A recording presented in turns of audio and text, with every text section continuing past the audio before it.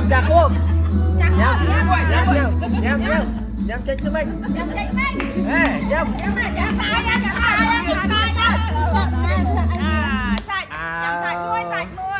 chả khô phải phải nè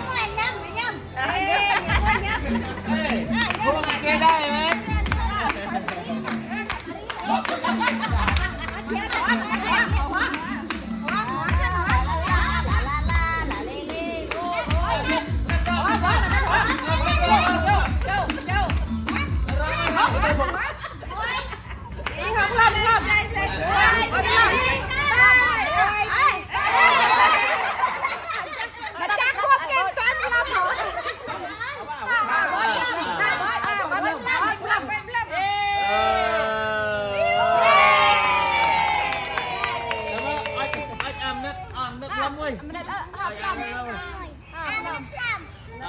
mấy